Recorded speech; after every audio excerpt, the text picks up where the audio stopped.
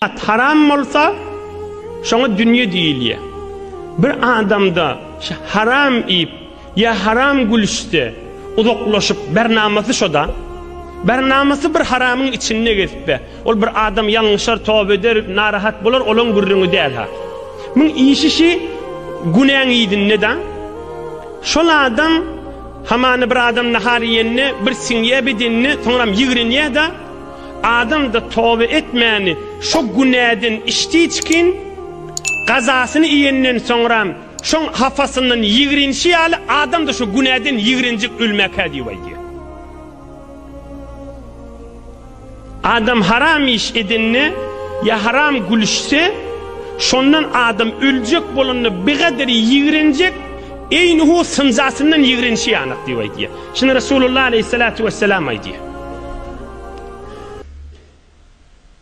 Oğul gidimiz danışga gidecek bolsa necire şükef aytmani göğe verecek. Ey oğlum diýmeli, ey kıydım diýmeli. Haram zat adama şu vakt güldürse de içtiğin Muhammed Peygamber aydiye aleyhissalatu vesselam içtiğin sınca tuvalet yigrinşin yanık adam şu haramdan yigrinecek diye. Beter daha çan ölecek bolunlu. Ölecek bolunlu şun necisliği, hafadığı, haramdığı, yigrincidiği, ankayıp batallığını açık adam bilecek de. İçeri düşündürmeli zatçını. Kendi yerde içeri için düşündürülse, hamanı bir adam haram egin maçları giymek, haram gülüşmekler, bir yanlışıya, men estağfurullah tövbe et ya, o gurrun değil ha. Mun bernamasında şu gurrun bağda. Ya yalandan andiçiye, eğer şu gurrun oğlan uşağı terbiyet verilse var ha, kendi yerde öylüncek oğlalla, öylüncek gelin olacak kıyızla, yalandan kasam içmerdiler. Allah'ın adını ortağa oklap, Kur'an'ın üstünde elini koyup, vallahi deyip, billahi deyip, sonra birine lanet aytışmazdılar. Aymen edem bey diye, aymen dedem bey diye deyip, Kur'an'ı, Allah'ın adını oyun tutmazdılar. Şu terbiyet üstüne koyulanmazsa. Her zat haram olsa, şuna dünya değil ya. Her zat Allah söylemeyen zatını dünya değil ya. Bu oturuşumda dünya değil mi ya?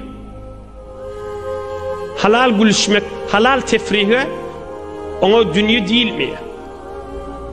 Eğer yankı bir haram zat adamı sonra yigrinci oluyor elliği terbiyet verilse, kendi yerde oğullar, kıyızlar şehirlerin içinde, oğulun içinde ya öylürü habarsız ya haberli ya başka yerlerde okuyup veren yerinde, işlep veren yerinde bir tuvur oğulları ya kıyızları oyun tutunup da sonra lanetine kalmazdılar.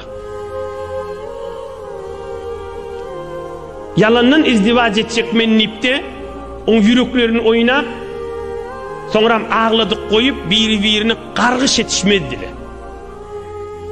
İki dünyanın bivat bolsun sen deyip iyinden bedduğa edişmediler.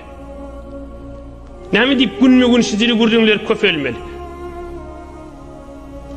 Näme deyip oğlanın uşağın ya özümüzden kiçi inilimiz, daha yegillimiz terbiyet salınmalılar.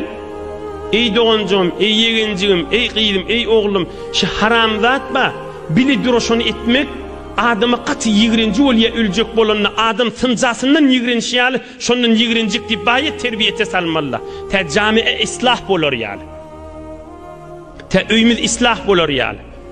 Eğer şu terbiyettagi sinse var, bir adamın cemaatla, bir adam öz terbiyetine bağ olsa, şu haram zat yuri biderek zat bolsa, şimdi Resulullah aydiyen olsa, belki Allah aydiyen olsa, şimdi ayendeti hiç puç adam şondan yigrincik bolsa, men halkın zindigisini götükmeller oğuy, belki halkın namusuna, halkın zinanasını ve halkın erkeğini götükmeller oğuy deyip, gelirler ve erkek adamlar vücuduna sinir.